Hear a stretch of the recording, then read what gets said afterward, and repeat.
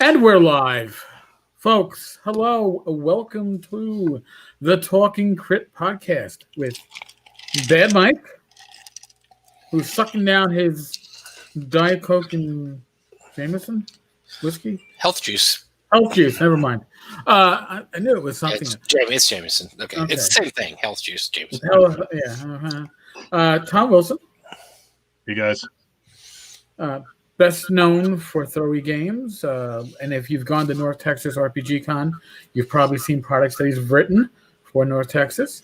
Right now, doing something with Pacesetter Games, and of course myself, Eric Tenkar. You either like me or detest me. I'm not sure. If you're listening and watching, I'm hoping it's more toward the like. But if you are listening live, we have a live stream going on. You can comment. Can't guarantee that we will comment on your comment, but we'll get it up on the screen. We'll try to. At least we can see him now. We couldn't see him. Yeah. The first time we did this, I couldn't see him, and the second time we did it, all of our Facebook users were Facebook user commented thing. Who the fuck is that? Anyway, if you're on Facebook, you're probably going to become Facebook user. But if you're watching on YouTube, hey. See, there we go. Hold on a second. Just so my Facebook user knows what it looks like. Facebook user, thank you. Hey, Facebook user. We do appreciate it. So I think as we were discussing before we dropped into the. First of all, for the Thom, I want Thom to pimp his Kickstarter because Thom is doing a Kickstarter all the time, but this is really interesting because this is a Kickstarter that Thom has written, but is not by Throwy Games. So tell us a little bit about that, Thom. This is an interesting project on your. I saw your name on this and I thought, okay, Thom Wilson, Pacesetter Games, that's a good fit there. Why did you decide to do that rather than just do one of your own Kickstarters? Well, Bill Barsh and I have been trying to get some work together for a while. We talked to him at North Texas every year, and I said, we got to do something together. And he agreed, but we never seemed to get the time to do it. But then along comes Ben, and he's hungry and he wants to do more work and he wants to start, doing bigger and bigger projects. And I said, hey, I got this idea. I want to write it. But I've already got so much in the hopper with Frog God that I don't want to give it to them. So let's do it. I'll do it for Pacesetter. I'll write something for you. And he was all in. And then I gave him the synopsis and he was like, let's do this right now. And I was like, okay. So he kicked it off, and I'm just doing the writing and he's doing the rest, although he's got some talented folks doing maps and artwork. It's beautiful. So it's going to be a full color book. It's going to be big. It's called The Lost Triptych. It's on Kickstarter now. I think it's got like 8-9 more days. I'm still writing it. I got to do some play testing of some parts of it soon. It's going to be big. He said the Kickstarter says 120 pages. I think it's going to be bigger. Really? I'm at about 60,000 words, and I think I got another 20 in it before I'm done. So it's going to be 85,000 words. It's going to be big.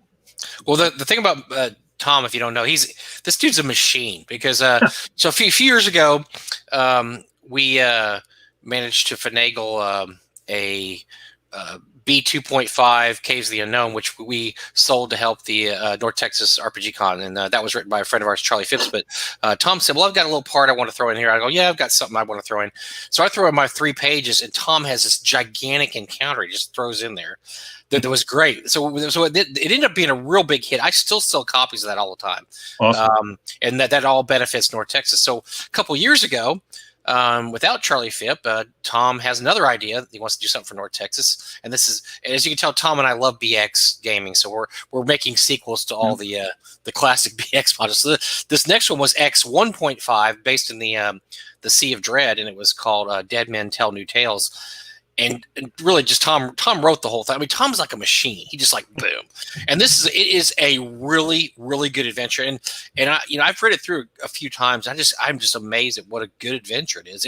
It's both it's kind of a sandbox, but it has a plot line. And I contributed a little bit too. And I contributed pretty much one dungeon to the whole thing, but I had a great time doing it. But Thom is always have something. He's just always writing. He's always writing. He doesn't take. I mean, I always find excuses not to write. Thom seems to be one of those guys that basically there's no excuses not to write. He's always writing.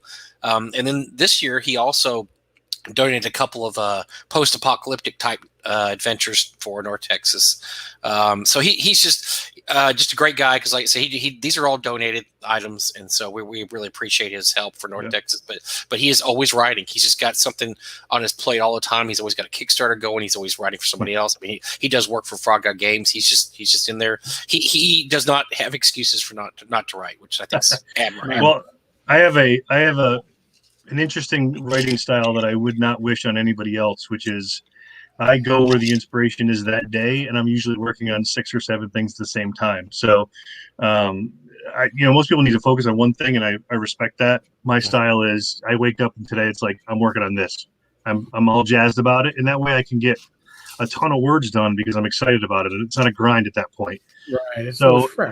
So sometimes it takes a while for stuff to get done, but I'm always doing something because I'm inspired by something else. And that's what happened with the Lost Triptych, because I had listened to this Canadian metal band that I really like now, and they had this really cool story album.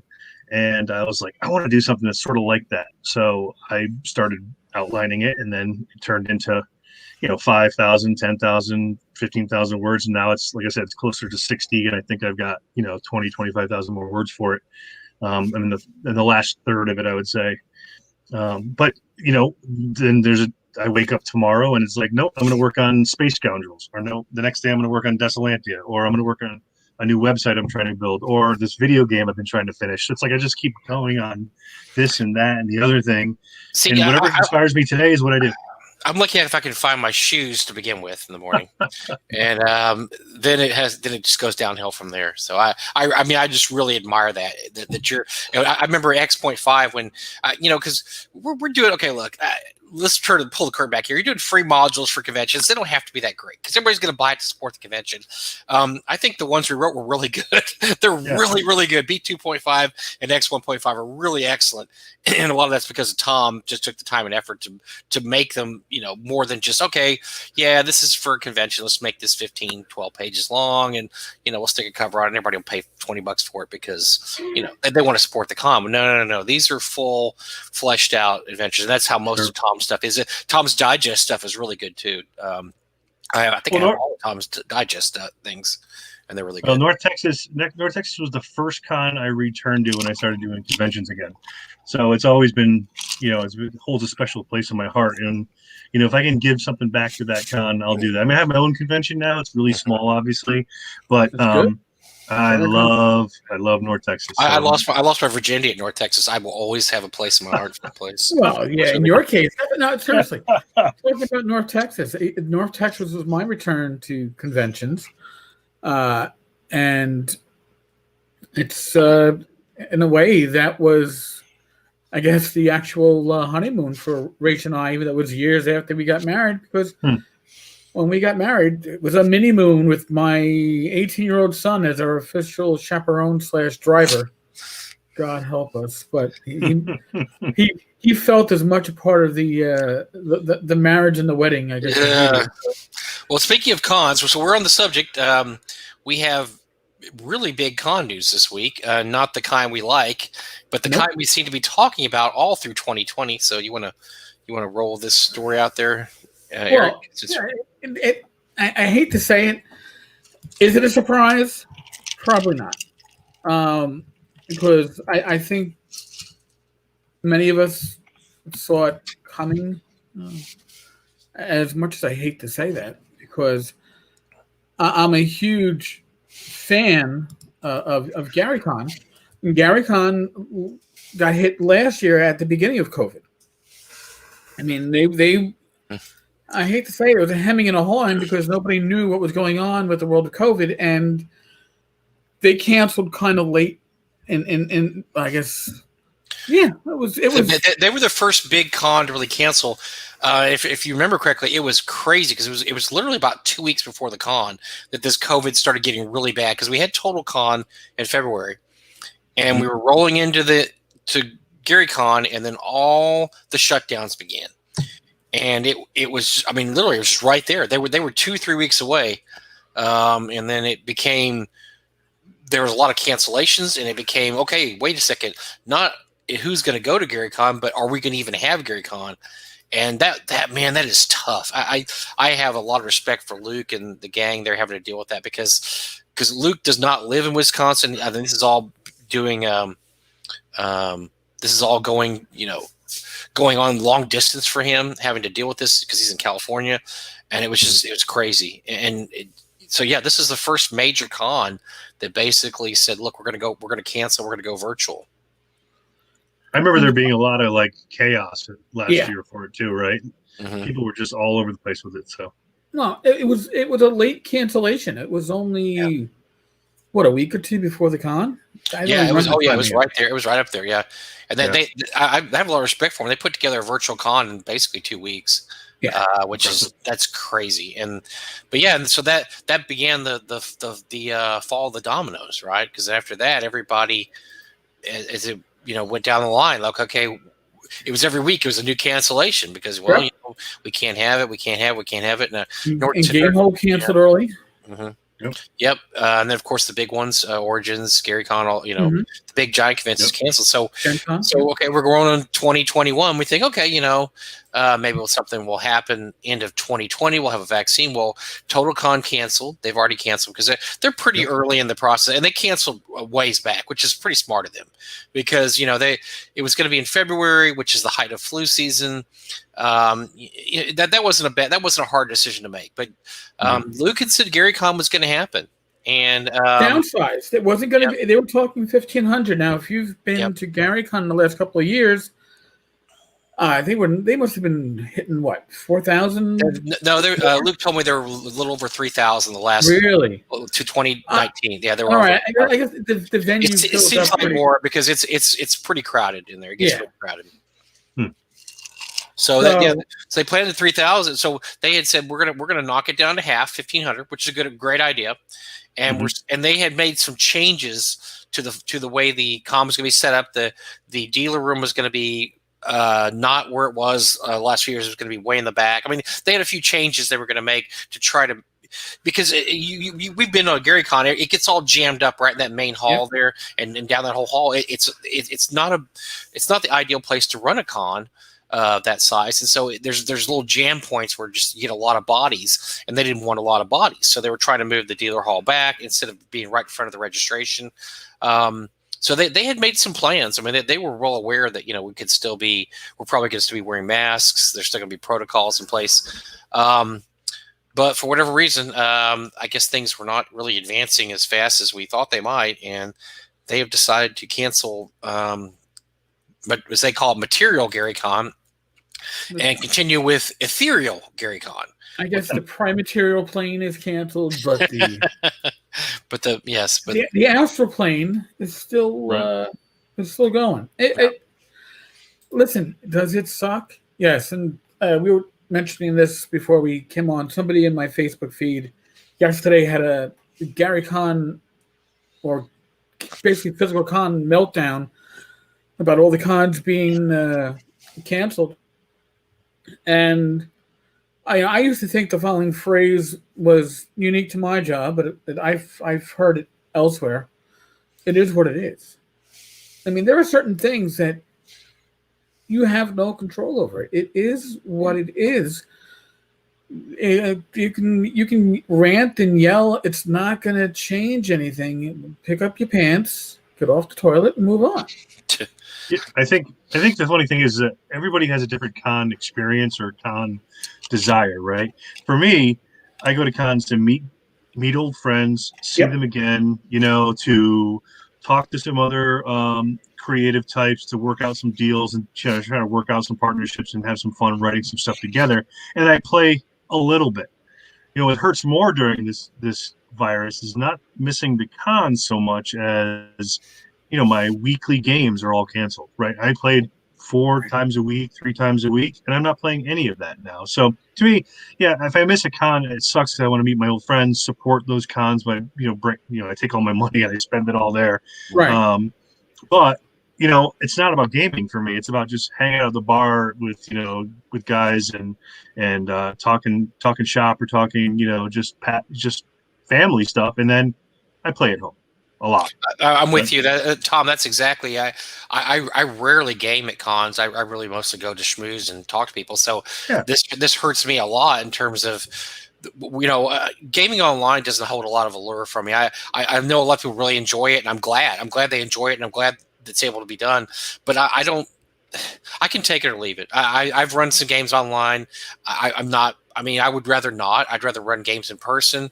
I still have a face-to-face group that meets once a month now, and it's mostly family members. We mask up and we actually social distance in the warehouse, so it works out pretty good.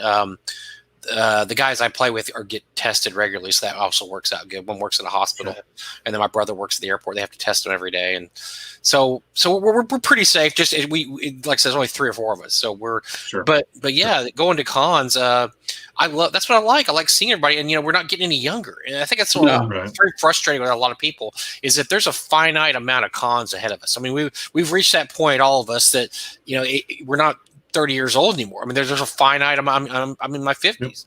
Yep. There's a finite amount of cons ahead of me. At a certain point, I'm gonna be like, you know what? I'm 60, whatever. I don't feel like schlepping to GaryCon or Game Hole. I won't feel like it. And so I think that's where a lot of the frustration comes by, is people that are most vulnerable to the virus, the over 50 crowd, are also the ones that don't have a lot of time to go to cons anymore.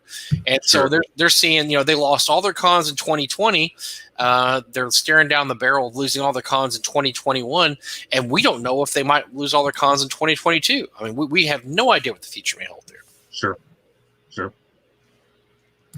Well, you just got to go day to day and then hope for the best, try to get through this time. And, the cons will be back. We'll be going to cons before we know it. It's going to be a bit of a stretch here, but I'm going to see you guys soon. I know that. Well, I think they're going to, they'll change a lot. We look at things we take for granted, especially like the dealer room. I don't know how a dealer room is even going to work post-COVID. Do you want people touching all your books? Is everybody going to be masked? I mean, I spray them down, right? I guess so. So a can of Lysol at the booth and just spray down the customer and the books and everything. You touch it, you buy it. Doug was years ahead of his time. But you've got, Tom runs ShireCon, and of course I'm owner of North Texas. So yeah, this directly impacts us, but we're both luckier that I'm looking at North Texas. That's June, and when's ShireCon usually? Is that July? September. So you've got almost a whole year ahead of you. You got a lot of stuff that can develop here. I've talked to Doug. We're definitely going to have North Texas again, because his quote was, "If we had it this year, we'll have it next year." We're definitely looking at reduced numbers again. We're probably going to tell older people not to come. We had to tell a lot of our guests, please don't come. We love you so much, and they wanted to come. We're like, Steve Perrin, don't come. I know you want to come, don't come. We're telling these guys, Darlene, please don't come. So we may do that again this year, but I don't know. Maybe if we have a vaccine that comes early next year, we've got a lot more lead time, Tom and I, so it's not as tough for us. It's really tough for GaryCon because they were the first big con to cancel, and then here we roll around a year again, they're going to have to cancel again. They're just exactly the wrong time of year.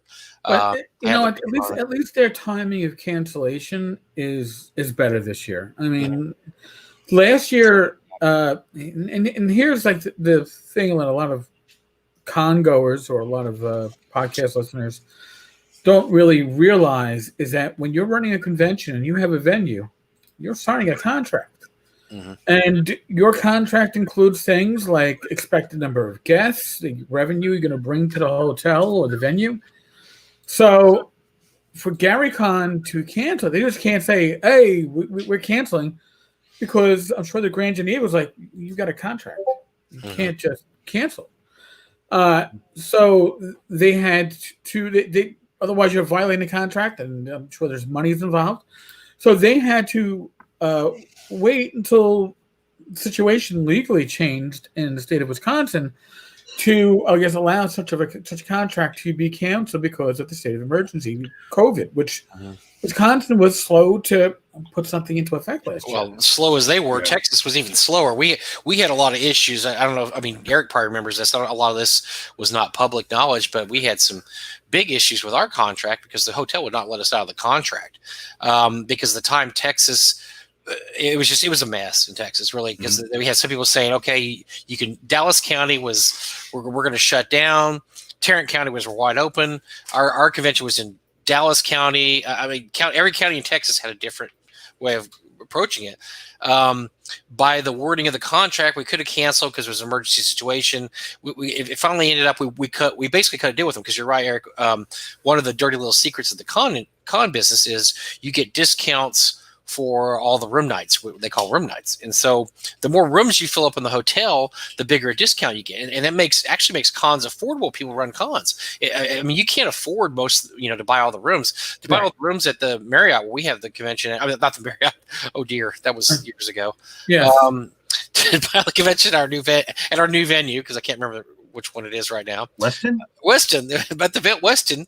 It was thousands and thousands of dollars. I mean, it was very, let's say $12,000. But once you get the room nights, when you hit the room night goals, it goes down to like $2,000, which is affordable.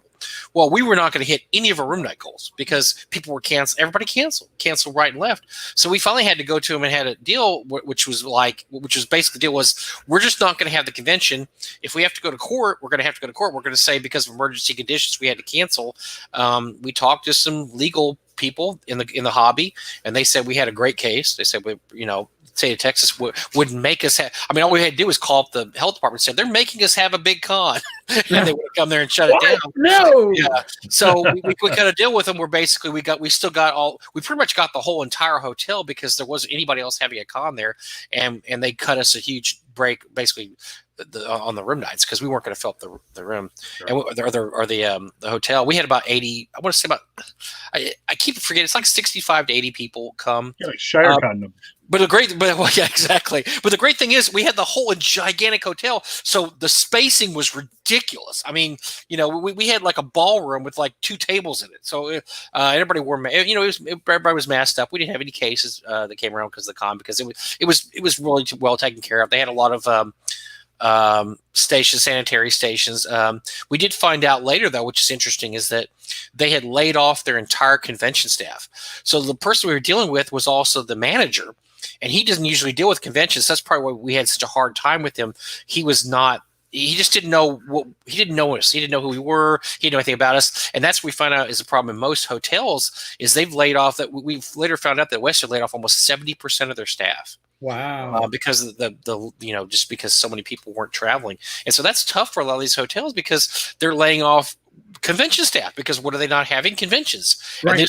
And so it was tough. We had a lot of issues to work through just to even have the convention. Hopefully it won't be as bad this year. I mean, and then of course also the bar was closed and the restaurant was closed, the hotel, which was fun. We did a food truck. So even if you're going to have a con and a smaller con, there's a lot to work through. I'm sure ShireCon will have the same issues even right around September, even if we're kind of quote unquote back to normal. I mean, Doug and I were looking at even if we're absolutely back to normal, let's say by June, we're still only expecting half of what our usual amount is. So maybe at the most 200 people. I mean, that would be, half of what we usually bring in, about 500 people. And because a lot of people are just not going to go to cons for a while, even if there is a vaccine, and even if people aren't getting sick as much, people just are not, especially high risk people, are not going to be attending cons, and which we perfectly understand. We refunded everybody's money that wanted to be refunded, because we said we're not going to make you come to a con that you might get sick at, because we skew older at our con. I think ShireCon is probably the same. I don't know what your age numbers were, Tom, on that one, but they were pretty older. We had a really good mix. I mean, Eric's been to both, so he knows. But they're a really good mix. And when I asked everybody, when I told them that we were going to cancel, and I asked everybody, I can either refund you or you can save it for next year. 100% of people said put me in for next year. So it's a great, we got a great community here, and they all love the con. The same thing if we get to September this year and it's still pandemonium. Right. Then we'll be thinking about doing the same thing again, and we'll see how many people want to hang on to the. Sure. I'm only charging $25-$30 for a day, so it's not like I'm as expensive as other bigger cons, but so people can kind of write that $20-$30 off. But I got it held in my account. It's ready to go for next year. But we get to September and it's a no-go again. I hate to see that, but if it is, then we'll deal with it. It's ShardCon's an interesting con because since it's only a day, you get more families.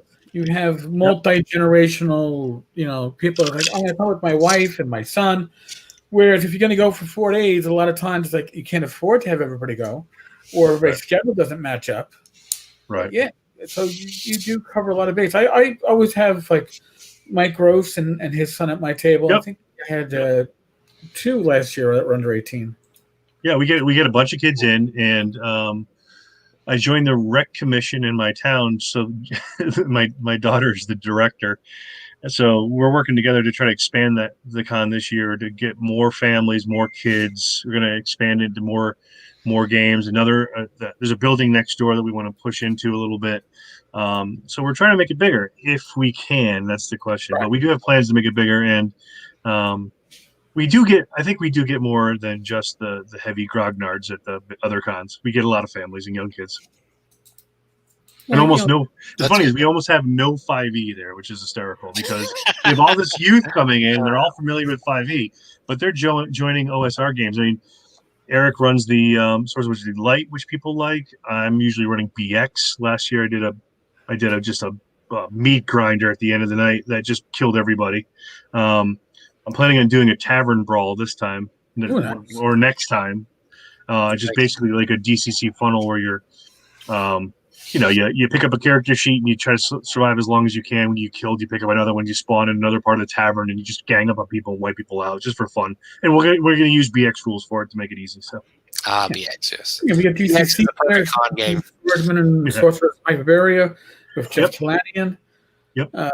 It's a nice selection of games, and you're hitting that New York metro area, which allows a lot of people who don't necessarily go to conventions because you're in New York. You don't have conventions. We're too big to fucking have conventions. That's crazy. Yeah, it's tough. It's congested.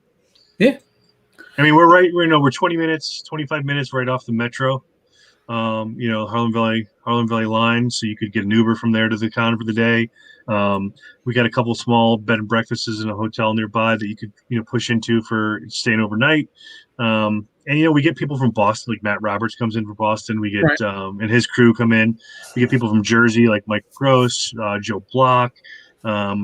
You guys obviously from New York City. A lot of New York City folks like Andy Markham and Gabe and Jonathan and Eric and Joe the lawyer came I think last year. And so there's people coming up from. We're kind of in that area where we can get Joe people from Western New York, Boston.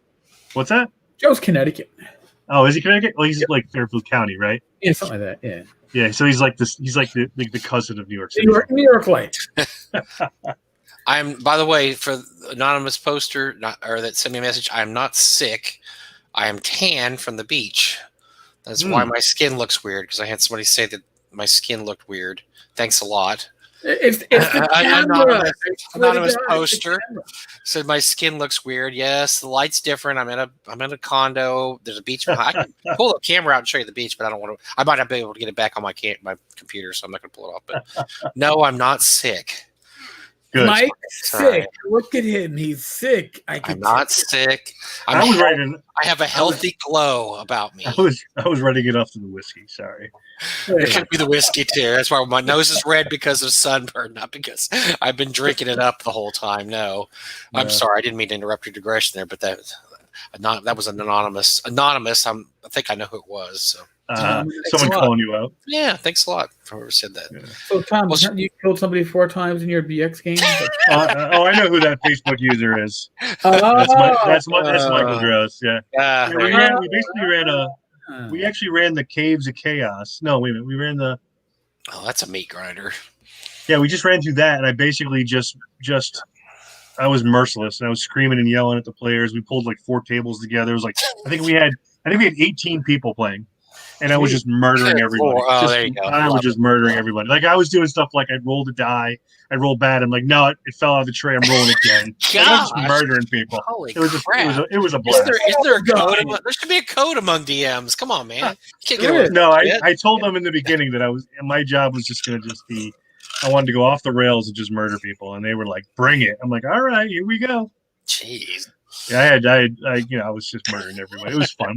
We had a really good time, and I wanted to end the con that night with like, here's just a BX, just meat grind. Let's have fun, and you guys can just Well, whenever you get I'm committed to coming up to your con, but you got to be more than one day. If you're when you get to be a weekend, I will be on the way, because I told we were going to go to AppleCon this year, my wife and I, and that totally derailed with everything going on.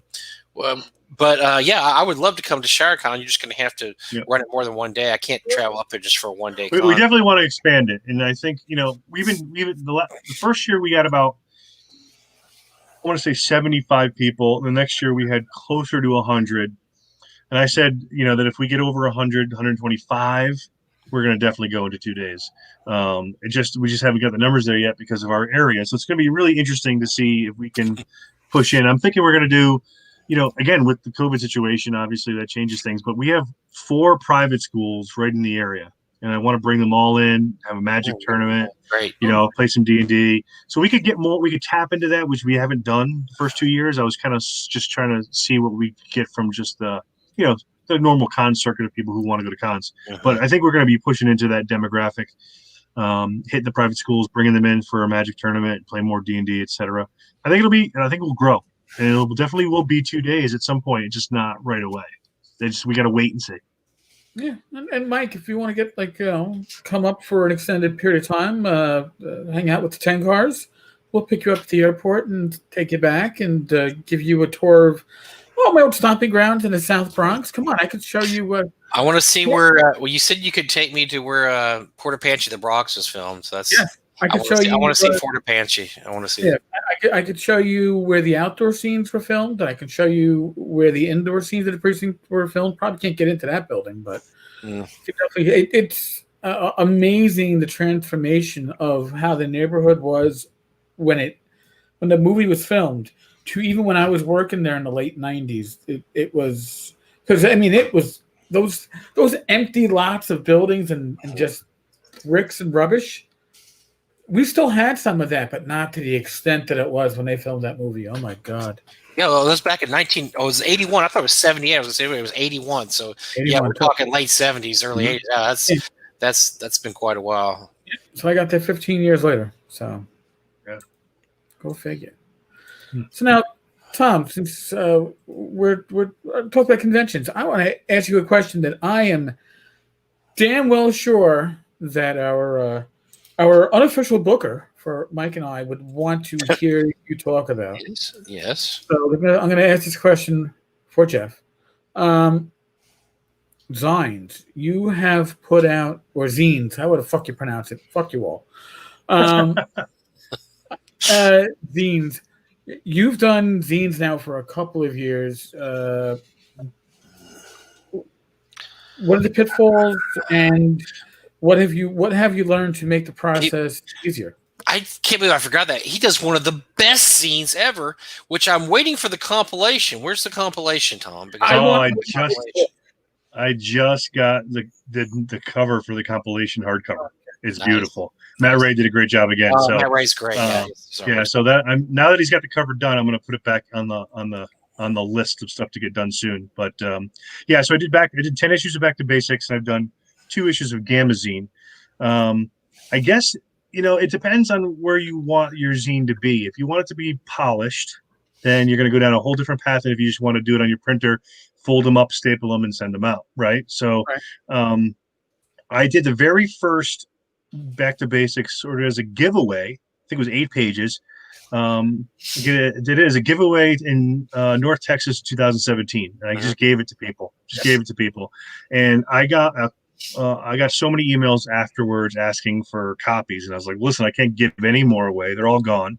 And if I'm going to do another print run, I'm not going to freaking hand staple these things again. Like that was just a chore, right?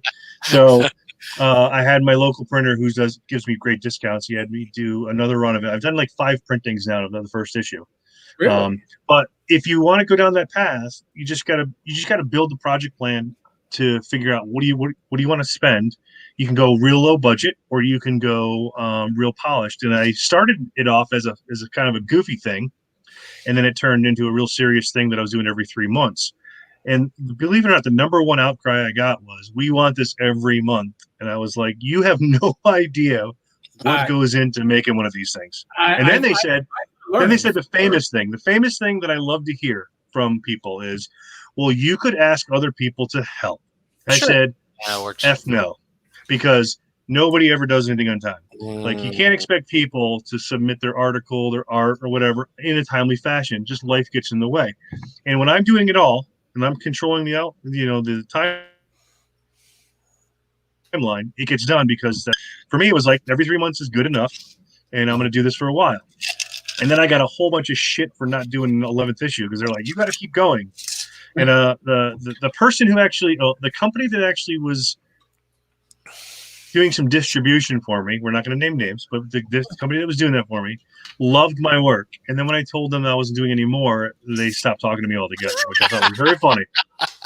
Because he was like, this guy was like, "Your zine, it does okay." It ended up being the number 2 seller overall in their whole company that year. Right. And I know they sold a bunch because I was constantly restocking them. And then when I said I was done for a while, they just didn't even respond to my emails anymore. So I know what company we're talking about. I'm not going to name them either. No, I don't like to name names. No, I have heard, maybe not the exact, but I have heard from creators that have worked with that company. Some have great experiences, and others have had less than great experiences. So I mean, the thing about zines is, it's like you do it because you love it, and you're usually building something that you truly want to do, right? So a zine isn't really like, I'm going to make an adventure and give it to people. It's I'm going to build something that's going to have different elements and different facets, and then I'm going to produce what I want, and that's what a zine really is. And if other people like it, then cool. Those people and I have the similar interests, and that's how zine should be built. But I kept taking mine another step further. One more comic, one more page of comic, another adventure, another article. And the last one was like, I don't know what, 20, 30 pages, 32 pages, 36 pages. It was really big. And I was like, okay, I got to slow this down. And I had other stuff to do. So I called it quits for it. Will Back to Basics be back as in a quarterly zine? Oh, yeah, it will. I just need to take a break and work on other stuff for people. But you do it because you love it. That's the number one thing. And, if it's 8 pages or it's 100 pages, if it's, off your home printer or it's polished, as long as you factor in what it's going to cost you, which is, on a good day, it's a break-even exercise, then do it. If you're thinking you're going to make money on it, no. I mean, it's a good point you make about controlling all aspects of yourself is really the best way to go, because I know anybody that's ever done a quote-unquote volunteer or let's do this to help out X, you always get 8 million people that say, "Oh man, yeah, I'll supply you with a monster, an adventure, or this or that," and then there you are 3 months later, and you've got 4 people gave you stuff. Well, you got two kind of people. You got the people that say, "Oh yeah, I'll help out," and they don't. And then you get the guy that emails you and says, "Hey, I got an idea. Let me send you a few things." And your email box is flooded with shit. And I'm talking like the worst stuff, right? Guy's like, "I wrote this adventure. It's amazing. Can you publish it?" And it's like, there's not a single like punctuation in the entire document. Boy, like, no, I can't touch that. I'm all over. Yeah. Well, Eric's going through. You have you're going through that now. Can you attest to that? Is that pretty much what you're seeing? Listen, on my end, my hiccups were all my health hiccups, which, you like, all right, I'm on track. Oh, we had to go for the fucking hat trick and get hospitalized for the 3rd time this year. Well, that's one of the reasons I got in my contribution to you. I tried to get in early because I know that feeling of, all these people tell you they're going to submit something and then you don't get anything from anybody. I just try to. So I tried to get in what I had early. So the other key point is if you want to move it into, good art. We're not talking like scrap prints and stuff. We're talking about real good art, right? So nothing against the scrap prints. Just my opinion. So man. if you want good art, which I try to work with really good artists. These are not lukewarm opinions. These are hot opinions. I can have my 3-year-old grandson draw me pictures. Then it'll be fine. But no, so if you want, like, you work with a stable of artists that are really, really good, you got to do them a favor and send them the request for what you want months and months in advance. And Matt Ray was literally working on the covers like an issue or two before the issue I needed, right? Like he was like 3, 4, 5 months in advance, so he had time to work it out. Plus, you get a good editor. I mean, for the Back to Basics series, it was all Michael Gross, and he was dependable and got the work done, and helped me get it on time. And so you build so I'm not going to edit my own stuff because I'm not that kind of guy. So you basically just got to depend on a couple people, give them enough time to do the work, and then you just crank out the rest. I'm a horrific procrastinator, and I will say, Tom, you were extremely patient with me when I got my work in for both B 2.5 and X1.5. Well, what did I do, Mike? I asked you for it like 6 months in advance, and that's exactly right? what I need. But I have to have that person just keep asking me, because if it's out of sight, it's out of mind with me. So you were very patient, and of course, I think I got everything in probably the last weekend necessary possible. Well, I almost had to book a second flight to Texas. Just to kick my ass around. But I mean, but no, I like but that's a great way to do it. Is that you just got to keep on it, but the thing is that creates a lot of extra work for you because you're having to do that. You're having to say, okay, and that's why you say if you do everything with a zine, you don't have to worry about that. You don't have to worry about all these people and having to. I mean, imagine you were just breathing down my neck for, let's say, X 1.5. Imagine 5 other people, and you're having to breathe down all their necks. That's it's just too much work. And I'm actually, and because I work on so much stuff at once, I'm usually tagging multiple people every week and reminding them about stuff. Like I was asking Matt about the cover. I'm asking an Italian artist for the first book in the Frog God series for the subscription that's coming up in the next month.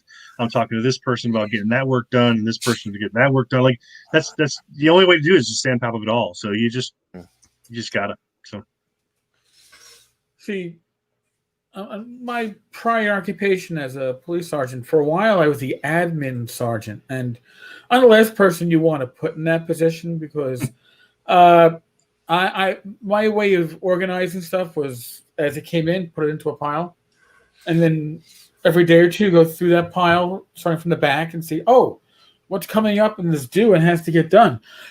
Not probably the best. I've learned a bit since I left the job, but yeah. Mm-hmm. And dude, I can relate to the printing at home because when I did Swords and Wizardry Continual Light, before I did my own layout, we had an initial layout, and it was made pretty much for small print digest size, which I printed at home, had heavier paper for the covers, and I think I printed out, I want to say 20 copies. And stapled them all together because I got the long arm stapler. Holy shit.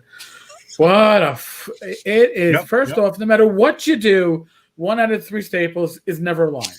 Doesn't fucking matter what you do.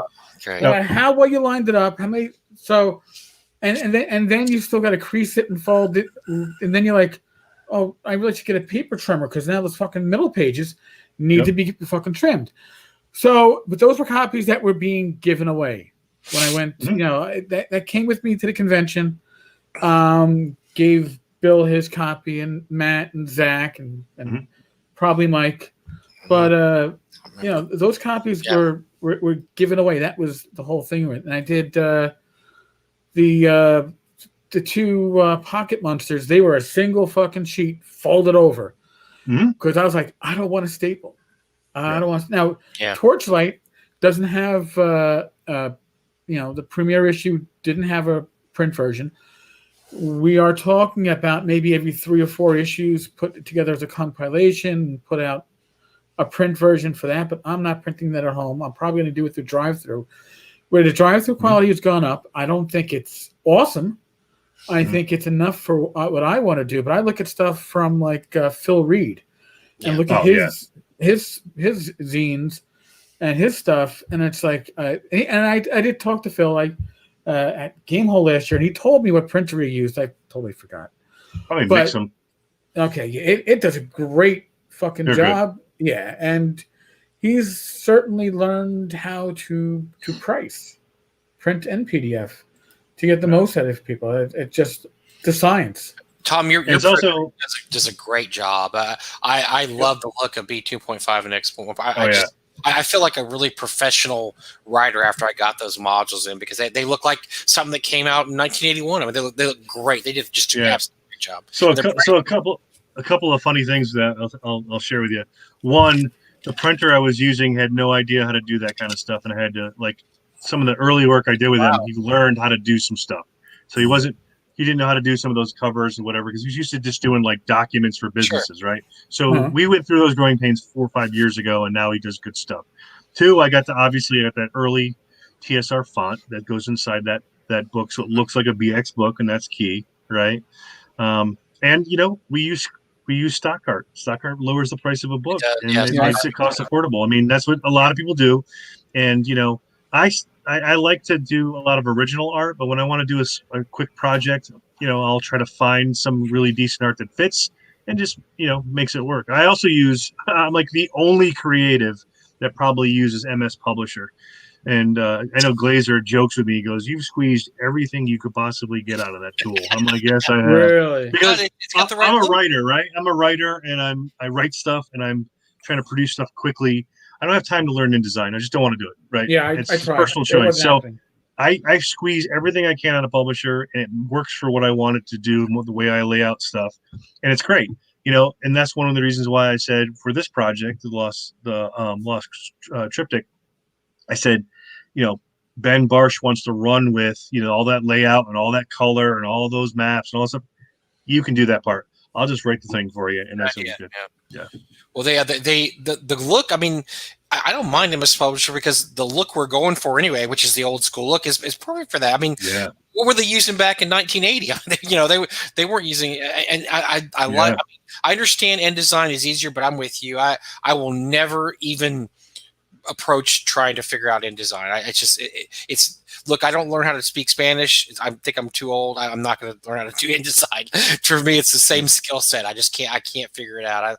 I try to figure out, with all the time I have available, which is not a lot, believe it or not. I get a lot done in a short period of time. I don't want to waste that time learning another tool when I have a tool that works for what I needed to do. Sure. So right. No, you spoke about the artwork. Matt Ray did Matt Ray's artwork is just great. He's awesome. And so he's worth it. So for the I know the adventures we did, we used the two North Texas adventures. We did stock art, except for the front cover, which is Matt Ray, which I happily foot the bill for that. And we also had somebody do the back cover for Matt Ray as well. Oh, that was Matt Ray too. Yep. Damn, that guy's good. He's awesome. He's an overlook. If you're looking for OSR style artwork, man, throw this guy some business because his stuff is just excellent. He's fantastic. It looks like it stepped right out of 1981. It's really good stuff. So is this guy right here, Travis Hansen. Oh, hey, nice. That's nice too. Yeah. Oh yeah, Travis did the. Oh God, he did a lot of he does a lot of stuff. Yeah, he has the ShatterCon logo as well. So. Travis is still. He's doing everything. He's doing everything for my box set next year. So this is a prototype. So Dead Celente. What exactly is Dead Celente? I mean, I hate to get. We're not doing a review, folks. I'm asking because we're doing a preview. We had no idea. Tell us about Dead Celente. Yes. It's a post-apocalyptic fantasy role-playing game. So it's not like science fiction-y where it's like the Earth has gone back to been laid waste to. It's basically a fantasy world that was very rich in magic and power, and then something catastrophic happened and knocked it back down into basically the sword and sorcery kind of feel. It is a skill-based system, and what makes it unique is that it uses a different die, which is. I don't know if you can catch this. It's a binary die. Let me pull it out. It's zeros and ones. So 50% chance you're going to roll a 0. Let me get here. 0 or 1. Interesting. All right. So you basically, based on the number of ranks you have in a skill, you roll that many of these, and the total is what you get, and it goes against, a check. You want to roll more dice because you want more ones, obviously. Okay, I got you. Yeah, right. And like skills that don't use magic, you use 1 per rank. Skills with magic, you use 2 per rank, so it sort of offsets the power thing. Anybody who creates a role-playing game system wants to say that it's so much better than everything else. Is it? Probably not. It's a fun game. And the thing that makes this interesting is that we've been playtesting it now for almost 6 years. So we've got a lot of time in it. All right, that's a lot of time in it. Everything's written for it. and Travis is now doing the art. He's got all the monster. He's penciled and inked all the monster guide art, and he's now doing all the color for it. And then he's got to do the player's guide, and then the GM's guide, and then he's got to do the GM screen, and then he's already done the character sheets. They're beautiful. So it really is probably a first quarter to 2021, unless the world is still shit, and then maybe it's a little later. Well, you know the pitfalls of box sets. So Yep. why on earth did you decide to do a box set? Because that's a landmine, man. Bucket list. I always want to do one. You and Zach Glazer, you're both weirdos. Yeah. Well, you know what? I'm well, yes, I am. But secondly, if you plan and you understand that it's going to be, where your break even is. I'm an IT guy, but I also did a lot of finance back in corporate, and I'm pretty good about figuring out costs. So, I've laid out the costs. I know I've had multiple vendors for different things, for printing and the boxes and the dice. Those dice, by the way, are Kaplow. And, I basically, have planned it out, and I know what my break even is. I know what my project's got to make. And, I'm not going to do like minis, although we might do paper minis with a company. There's a new company.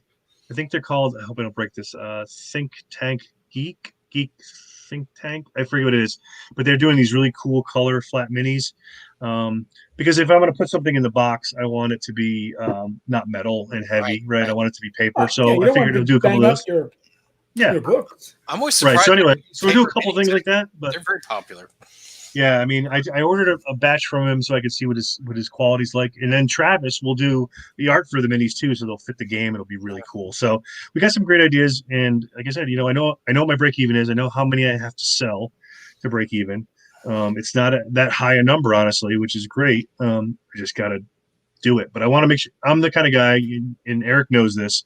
My Kickstarters don't launch unless I'm done with it. Right. So, you're not getting a Ken Whitman out of this deal. No, I mean when the Celente Kickstarter goes live, everything in it will be done, 100% written, illustrated, edited, ready to go. And then when you back the project, it'll be within just the production time to get everything, ordered and printed. You're basically making a pre-order, which is great. That's the way Kickstarter should be done. And I do all my work though, because I can't stand, saying, hey, back this cool book I just wrote, you'll get it in 2025. No, it's not how it works. So. Oh, you by the way, you said the name of the devil. Don't you have some Kim Whitman news just for laughs? I mean, I don't want to spend. All right, you really want the laugh. All right, so apparently, I just like to get you wound up. It's fun. Ken, his mouth is moving and his hand is writing. Therefore, he must be lying. Whitman, allegedly. I mean, allegedly being Ken Whitman. I know he's a liar. That's not alleged. Ken apparently, not sure, was it Sunday or Monday? I get a notification as I'm sleeping from somebody, one of the taverners. I'm like, huh? And it's like, oh, Ken Whitman updated on Knights of the Dinner Table live action series. I'm like, oh boy, he's been silent for years, pretty much since he didn't do the Gary Con. The Gen Con release party for the project that he was taken to court over by a person named Louis Desi. And Ken, if you are listening, just so you know, Louis and I keep in contact. We email each other back and forth.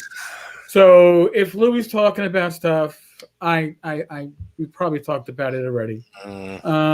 So Ken updated his Kickstarter and said, holy Christmas, look what I found. Those files that I said were destroyed in a barn fire at my friend's house when I put my stuff in storage in his barn, and the barn burned down, and all the files for Knights of the Dinner Table. Oh, and the Traveler pilot got destroyed. I found the files. Where he found the files, I don't know. He doesn't say. But he claims he found the files. Now he's saying he found the files, went to Walmart. Now, apparently Walmart is the place where everybody goes when they have a story to tell you. Sure. It couldn't have been me making that list because I was at Walmart with my wife buying Diet Pepsi. I could show you the receipt. It wasn't me at that time. It's a whole other story, but in any case. So apparently he went to Walmart to buy a 2 terabyte hard drive so he could send this to Jolly. Okay. Hey, what's the end game here? What's going on? Here's the end game. What Ken owes the for the most part, they did have lower quality footage of what Ken is mailing to Jolly, and that was completed by the guys who do I think the gamers. They did a good job too with what they had. They did a very good job, yeah. So basically, what Ken has to do is, I think, what Ken has left to fulfill is physical product for people. But here's the issue. His license is expired because just like Ken, it has rotted. Now, the issue beyond that is Ken doesn't have any money. He's attached to another Kickstarter that's out there right now. It's some movie video Kickstarter. He's attached to it, but you're not going to find his name attached to it because he is still like a rotten egg. He's going to make it all bad, but he can't help but talk about it, so you know it's attached to it. But Ken wants the rights back to distribute, from what I'm gathering, Nights at the Dinner Table live action series because he wants to make money. Ken doesn't have those rights. And what Jolly said on the Kickstarter as a comment was, we would consider giving you a license to fulfill your outstanding obligations, such as they are, so long as it is not a for-profit position. In other words, you can cover your costs, and you can fulfill your obligations. We're not handing you a check ever again. There's no money. No. And they shouldn't be giving him a license because what he wants to do is he wants to be able to say, I put it together and now I can be the distributor, whatever the Ken Whitman latest venture is. I'm sure most of them have gone bankrupt and such to release him from his obligations. The great thing about incorporating in this wonderful country. But he wants to get a license so he can monetize it. Ken doesn't do anything. My opinion, Ken, so I can say it, fuck you, is that Ken doesn't do anything unless there's a profit involved for Ken. He does not do anything out of the goodness of his heart. He does it because there's money for his pocket. So when he was selling the boots from The Walking Dead, oh God, with the certificate of authenticity that the company that's named on it said, we don't make certificates like that, and we don't make certificates of authenticity for movie props. We do coins. Yeah. No, I mean... Well, why don't you just make another movie about... Do you remember when he made the standalone movie about his Walking Dead character? Yes. The Walking Dead show for like 2 seconds, 5 seconds? An extra in one scene. But he made extra... What did he call himself? The Axeman or some shit like that? It's so stupid. It's so dumb. But, he didn't even have he didn't have the rights to do it. He never said anywhere in the movie it was actually The Walking Dead, but this is supposedly the backstory of his 5-second on-screen character. Yes. It's just, dude. Did you see the scene on MacGyver? When MacGyver came back as a new series? Why does he make it? Yeah, that character had more screen time than the Walking Dead guy. I mean, right, and when Ken was on MacGyver, he actually said something. As he got he had a grunt. I don't think the Screen Actors Guild. I don't think you get paid for because you have to sign it. If you don't know, you have to sign a contract for speaking parts. That's why when you see these grunts in the background, they never say anything. They just sit there and they'll just grunt. They won't say anything because they don't want to pay him extra. You get extra pay grade. So I don't think he got paid for the grunt. I think that was just a non-speaking role. But he could make a sequel about that character. He could make a whole movie series about got backup bodyguard guy in MacGyver show and. Anyway, I just thought that was hilarious. It's just because I want to see a scene of him running into a burning barn. Actually, you know what? I'm not saying I'd pay for it, but I'd actually watch it to see Ken reenact how he saved the video for Nights in the Dinner Table, holding up the burning hot disk drive in the Walmart box that he just, of course. yeah, and because we can return it. I even regret spending this much time on him. So but you just mentioned his name, and I thought that was the topic of conversation. And plus, it's always good to let everybody know we never want his name to die because we never want him to ever have anything where he can once again just pop up in the Kickstarter world and say, "Hey, here I am." Like, wait a second, we know who you are. Well, guys like him have kind of screwed, a lot of guys like me that we try to do good work, and then everyone's like, "Well, I'm not doing Kickstarters because I did this pencil thing and I got screwed." It's like, well, I'm not making pencils, and my name's not Ken. So, yeah. I like the Pop-O-Matic Kickstarter that he tried running after the pencil dice, and that one Kickstarter pulled because I say Kickstarter pulled that one. I remember that. Apparently he was so funny. Pop-O-Matics at and I don't know, on eBay or whatever, like pennies on the piece. So he was gonna for your D6 RPG, never lose a dice again. Yeah, throw pencils all around the table. Yeah, pencil dice. The Pop-O-Matic was great. Yeah, we have. I don't think card dice. Remember the card dice that he also did card dice. So yeah, here's my thing. And Ken is like Candyman. You say his name 3 times and he appears. Have I backed any of Ken's Kickstarters? No, but I'm a huge advocate for Kickstarters because Kickstarters, done properly, allow people like Thom to produce a box set and know he's not going to take a wash on it. Know that he can produce the best that he can put out and still hopefully make a little profit, at least get back his time. Not sit with a storage room full of, I don't know, myth and magic, players guides. You're up there, that part of the country, you two. You need to go on a hunt for myth and magic. You could make a documentary about it because unless that dude has dumped them all in the ocean or something, they've got to be in a warehouse somewhere. No, right? They were in his living room. His wife was getting upset. That's the last I heard. And in lost Kickstarters. Yes, and what's great about the myth and magic one, besides the fact that my another friend of the tavern, somebody who was nice enough to share my personal information as a Kickstarter comment when I was like, dude, where is this shit that you've given us pictures of but haven't shipped? He's a lawyer. I remember that. Yeah. And I mean, the first thing I learned as a law enforcement officer was, if in doubt when dealing with the public, keep your mouth shut. Okay?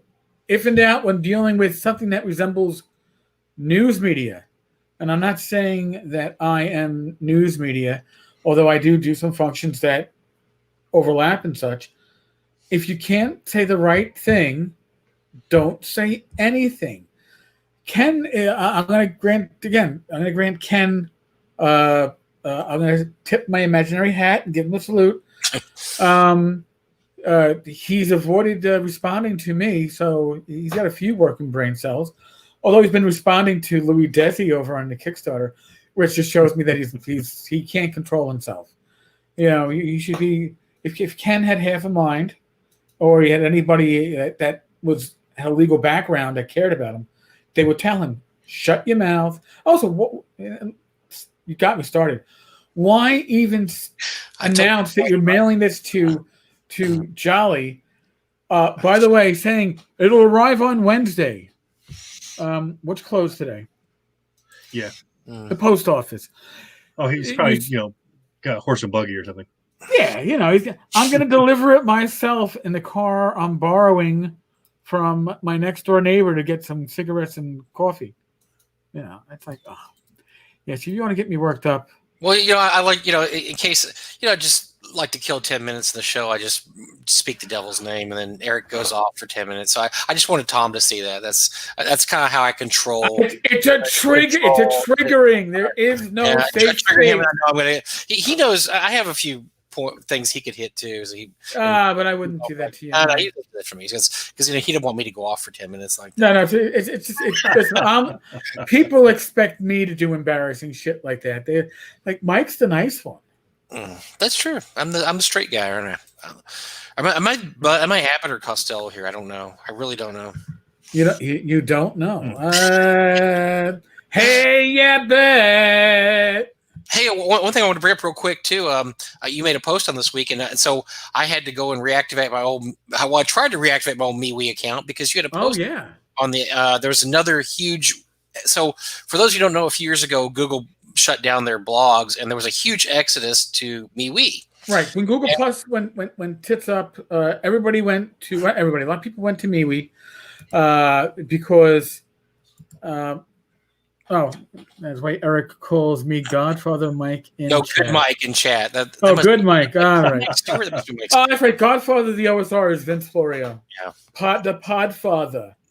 But yeah, there was and when that happened, they actually reached out to Matt Finch. I think their vice president of technology reached out to Matt and was like, "Hey, we've noticed that a lot of people are coming from the gaming community. Matt had him on his YouTube interview. What is it that we can offer that will make this transition easier for you? Because there's a lot of stuff you could do with Google Plus. At the time, you can integrate Hangouts into it, and that was people felt good. And then maybe kind of stagnated. And then this weekend, Joe the lawyer is the owner of the largest Dungeons and Dragons MeWe group. It had about 3,500 people. It's largest, so there are other Dungeons and Dragons group, but this one is the largest. And myself and Tim Shorts, we are admins. And Joe sends me a text on my phone. He's like, "Dude, I just added like 100 people." I go, "What?" I just added 100 people to the group. I had all these, because I would check it every couple of days, and look, we got 3 or 4 more people looking to be added. I was like, that was like on Sunday. I'm like, really? And then Monday morning I wake up and there's like 50 people and waiting to get added. And by the way, there is only one question that you have to answer to get added to the group to screen out bots. What is the first edition of Dungeons and Dragons that you played? And some of the answers we've gotten included things like, I've never played, but my spouse does, and I want to, that's fine. Do you know how many people answered nothing? Probably about 1 out of 5. So that means about 1 out of 5 are bots. 20%, yeah. That they're just going to go on there to say, if you want sex, look at touchmenow.com. So I was like, shit. So now it's over 4,300. We picked up probably 500 over the time of the weekend through now. For those of you that live on the moon and have just came out of your crater, we did have an election last week. Was it last week? Week ago? A week and a half ago. Yeah. So Facebook is. I'm not gonna get political here. I'm just gonna say Facebook is. There's a lot of ads on Facebook now. If you haven't noticed, there is a lot of ads on Facebook, and there's a lot of censoring on Facebook, which is their right. They right. Run, this is a private company. They can do whatever they want. They could censor every mention of the word D&D, and it would be perfectly within their rights. But a lot of people are fed up with it. They're fed up with censoring, and they're fed up with the ads. And MeWe has no ads, and they don't censor. So people are giving it a second. Like you said, it got that big influx a few years ago. Well, now it's getting another influx of people saying, I'm tired of. Facebook. What it does good, but it gets annoying after a while. I get tired of the ads. I get tired of the, this. We had to remove this post. I post. On a place called RPG Auction Site where you sell D&D stuff. And every once in a while, one of my posts gets pulled because it is an inappropriate post because the title mentions like guns or kids or animals because these are bots. These are bots that do these algorithms. There's not an actual human looking at my posts. They just see that, I've got something for sale like Slumbering Czar. And then they go, we're going to pull that because you can't sell a czar. Well, it's a book called The Slumbering Czar. I sold a book called, The Black Stallion. They pull that and say, you can't sell horses on Facebook. So anyway, it's just part of this whole thing. They they do okay, but then when they try to branch out and do algorithm stuff, it's a big giant machine and it doesn't do well. MeWe is more like the old Google Hangouts were. Or the old Google, the Google, the blogs. Remember when Google was all blogs Google Plus. Google Plus. It's basically Google Plus because there's all these blogs, there's links to all kinds of stuff, and you can choose what pops into your feed, which is I think is the best part of it. You get on there, and like I'm looking at my feed now. So my story is I had an old MeWe account. I tried to reactivate it, and I am a little ticked because instead of reactivating my account, it deleted my old account and put my new account over that account. I don't know why. Because I was using the same email. Maybe it's because I didn't use the account for a long time. It doesn't make any sense. Anyway, I no longer have my old account, but I have a new account. So I was a little ticked. So I went in there, I'm trying to make friends again, do all this stuff. And I really enjoy the look of it because it's so clean. I don't have all this stuff that I don't want on. I don't like the new Facebook, format, the default. I find it to be cluttered. It's very cluttered now. Very. Here's the other thing, though, with Facebook, and maybe this will change on MeWe as MeWe gets more used. Maybe it'll fall down this rabbit hole. And especially in the last 6 months, and still going on now, I would say I'm gonna, and I'm probably lowballing when I say this, but in my main Facebook feed now, I've got over 3,000 people that I have on my friends list on Facebook, and thank you all. But probably one of the 3 posts or shares is political in nature in my main feed. Now, I find on MeWe, virtually none of it is. Now, admittedly, on Facebook, if you go into most communities, including like the Tenkar's Tavern community here on Facebook, has a no politics policy, and it kind of keeps that stuff, for the most part, out of the communities. But my main Facebook feed is full of it, and it's not like talking politics like your neighborhood pub where you have a back and forth and you have a few beers and at the end you slap each other on the back and leave. Social media political talk is always fuck you, well, fuck you, fuck your mother, fuck your mother, fuck your whole dead family and the ground they're riding on. Because there's not a lot of nuance. There isn't. I've had to block. I whatever the functions where you put people to sleep. I've been hitting that button, and I going to MeWe this weekend. I was like, man, I'm just seeing gaming posts. And that's all. I get on social media. That's all I want. I want to see what friends are up to. I want to see what Zach Glazer had for lunch yesterday. I want to see what Thom Wilson has coming out, on Digest, and I want to see what Eric, what Ken Whitman's been up to. I don't want to see people that I don't know that very well talking politics. I don't care. Yeah, I'm burned out. Don't care. And so I'm going to have to give a thumbs up here if you think about going to MeWe, because I was very, like I said, I hadn't been there in about a couple of years, and I was actually administrator for a couple of MeWe pages. I have no clue what's going to happen to them now. North Texas is one of them, and you're the only one. I can't get into North Texas pages. You are the only one, Mike. I think I'm going to have to start the whole page over again, I guess. But yeah, I was very pleased by that. So your little heads up, like, hey, man, we'll check out MeWe again. I was very, very happy with that. I'm not happy I got locked out of my old account, but I was very happy to start a MeWe up again, because I've been going there several times a day now and just looking at the articles and just checking out stuff like, hey, it's all gaming. And I keep waiting for a stupid ad to pop up. There's no stupid ads popping up.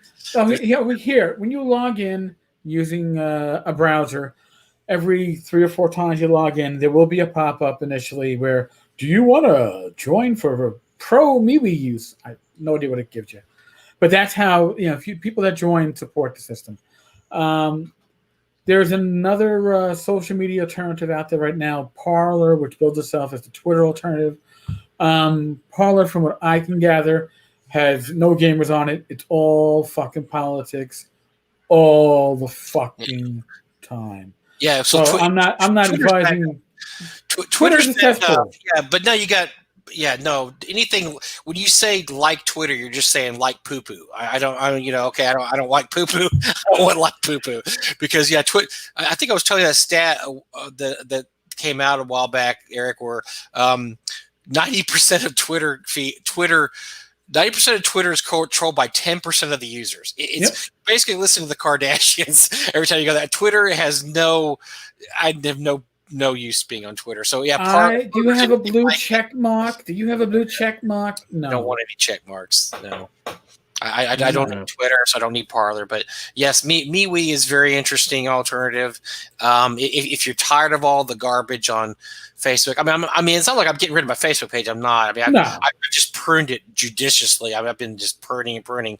But it was very it's very nice to go to MeWe and actually see conversations that I was very interested in seeing and not have to worry about ads and all that stuff. So, give it a shot. I mean, it's very easy to start an account there. You look for some names of people, look for, just put in Dungeons and Dragons, put in Tenkar's Tavern, put in Swords and Wizardry, and then just go from there and you'll find something that interests you. And so I was pleasantly surprised. Yeah, no, and here's the thing too. Yeah, I use MeWe still to communicate with a few people and check up on some stuff, but unfortunately, I still use Facebook for talking with other creative types, trying to figure out what we're working on or whatever. I would prefer like a purely gaming, platform. That'd be fantastic. But that would be great. Oh, yeah. MeWe's not bad. I like MeWe, but I think MeWe's got some interesting issues with it. But yeah, well, one of the issues with MeWe that I realize now, listen, I've always I check MeWe on a daily basis, but it's more to check what's going on in my own group, Tenkar's Tavern, and share something. So I apparently have been missing private messages in MeWe. They don't really notify you very well that you have a private message because it gets grouped with the group messages. And I'm like, oh my God, there were people sending me stuff back in like May and earlier, and or like this past September, and I'm like, fuck. I'm sorry, I'm a dick because I didn't know this came through. Well, there's somebody out there that hasn't got a reply. I mean, I haven't been letting people in the North Texas page for 2 years, so somebody out there going, fuck that Bad Mike. Man, I had my application for 2 years, but I guess I'm going to have to start the page over now. It was the weirdest thing. I tried to get my password. It said, okay, you just go up and set up a new password. I'm like, cool. So I set up my password, and then I click into MeWe, and it's like, okay, it's been cleared out. I'm like, wait a second. I was just trying to get a new password here. By the way, Chris, it might be no activity, MeWe shuts it down. So I think that's what happened. Yeah. It might be 4 on YouTube, but it's 10 overall. So I had a great idea. I just saw Chris posting. I wanted to say something real quick. I had a great idea, Chris, because we didn't get to do the very popular that we still get talked about show where we drank those little bottles of booze. Oh, the Fruit Loops. So I'm going to say we need to have Chris mail us some. That's going to be our Christmas show, Eric. We're gonna pull out like 5 bottles of something Chris mails us and try it on the air. So Chris, I hope it's all Malort. Oh, I hope it's all Malort. The stuff we pulled, there was some decent stuff that you're like, oh, I'm surprised. But the 5 olives, 4 loops or some shit like that, it was Fruit Loop hard liquor. I said it tasted like Fruit Loops with drain cleaner or something. I mean, that was awful. But that I think that would be a fun. I was just thinking about that today, and Chris just reminded me when he popped in. So yeah, so get on that, Chris. Find us some interesting little bottles of booze to send Eric and I, and don't poison us or anything. But probably don't poison us. We don't want to get poisoned. No, we don't want to poison. Oh, and since here's what you guys should do. What? Here's what you guys should do. You know that show that's on TV where they have an interviewer, an interviewee, and the interviewee is eating progressively hotter food. Oh God, yes, I've seen that. Just do it with alcohol instead. Just get harder liquor until they just can't answer questions anymore. That'd be a great show. I think that's just every week practically, but yeah, some of that bad stuff was so bad. But I still get people commenting on that, Eric. They'll go, "Oh man, I love the show you guys did that time where you're drinking really bad booze." Well, it wasn't all bad booze, but our reaction to the bad stuff was. But that was a fun show because that was at the con. We had people walking by, we were grabbing Ben Marsh and grabbing people.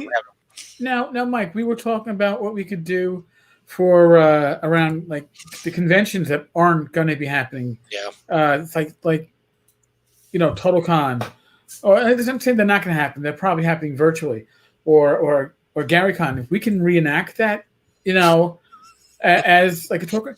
Well, because we were also talking about maybe doing like, talk crit episodes over the course of 4 days, bringing in a special guest or two for each one.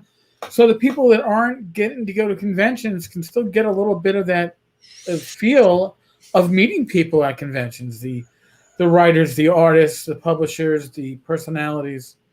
Yeah, I'd love to do something like that. I still think I would love to have Luke on the show at some point, and I think we could probably get him on there one of these days to talk with us, because he's had a rough year. I'd like to pick his brain a little bit, but he's done a good job with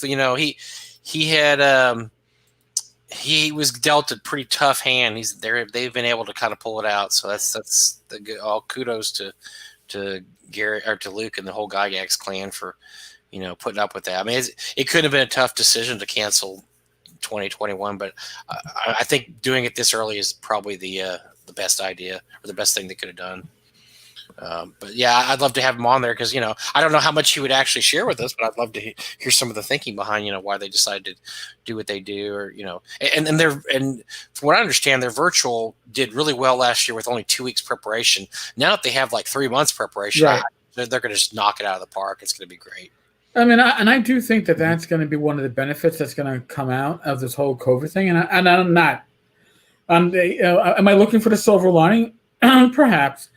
But I do think that the ability for virtual conventions to recreate a more authentic feel, and it's never going to be authentic. I don't care.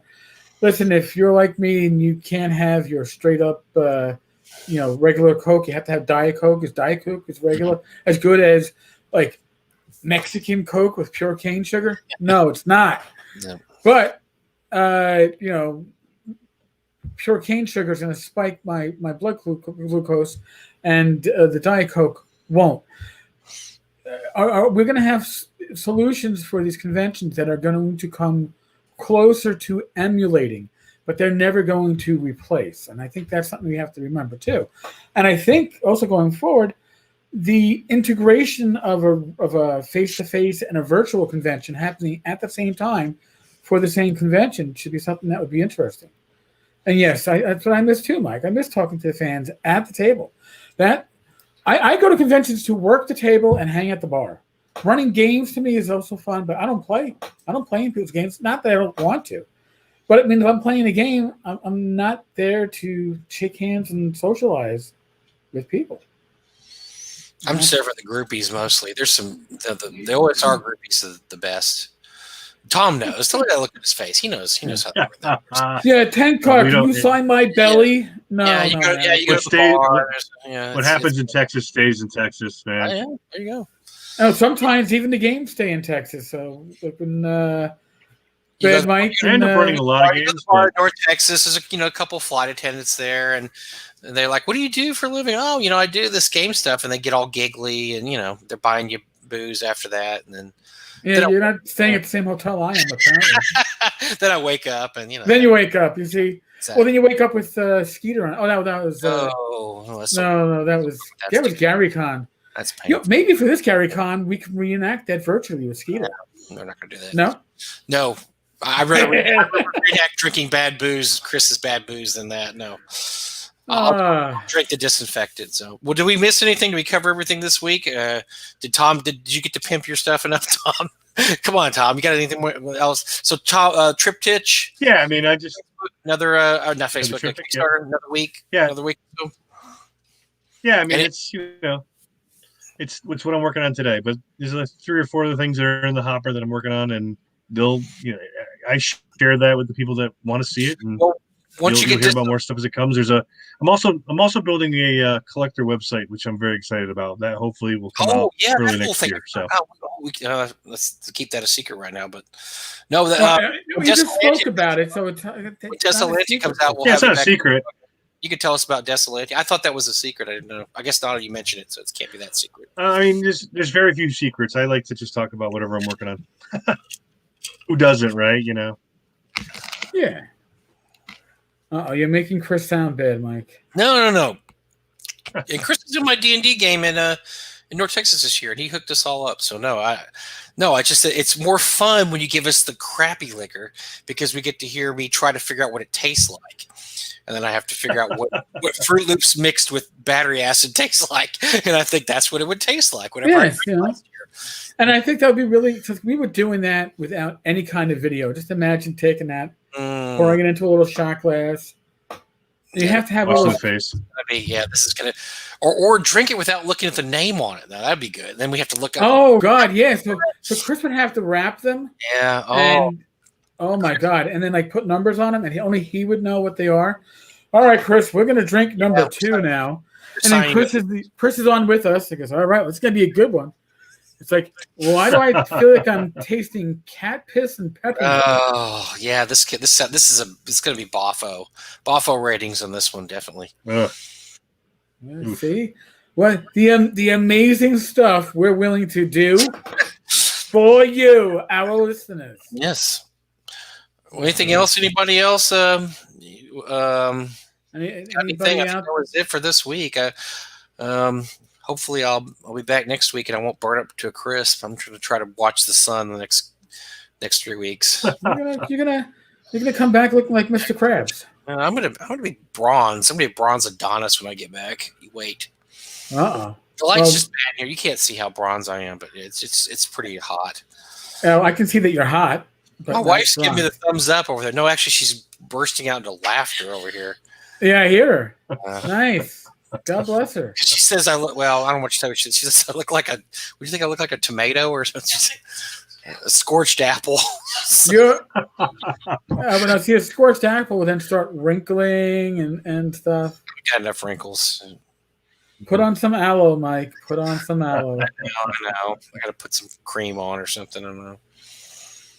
Gee, not fun. Well, folks, we're about to hit the witching hour, which usually for us is about 90 minutes on these things. And we could go on forever because, as you can tell with Tom, we only bring on the fun guests. Right. We could bring on the big names where you're going to do. We heard us all before. You get to hear from hopefully, I know we got Bill Barsh lined up. Pex messaged me right before the show. He wants to get Ben Barsh on. I'm not sure it's going to be just me and Ben or. Oh, Ben will be fun. Yeah, we need to have Ben on the show. Ben's fun. Ben, the best hair in the OSR. Yeah, he does. So there you go. Mm-hmm. All right, folks. We're in the world of COVID.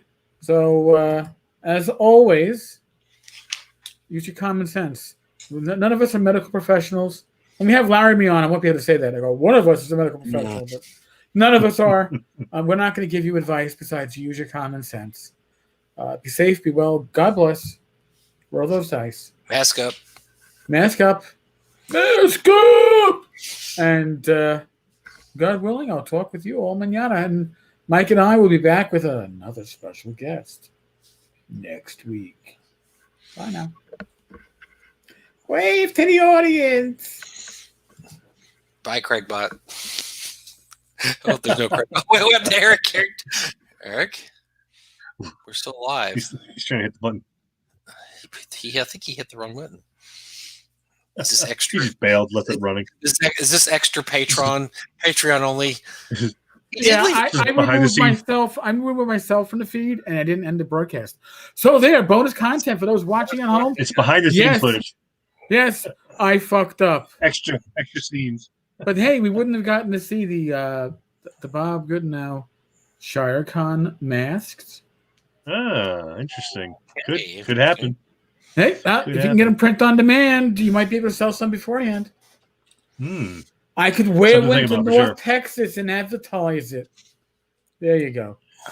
All right. Well, now we're really going to sign off and sign out. Not that we don't like you guys, but. All right. Later. All right. Thanks, guys.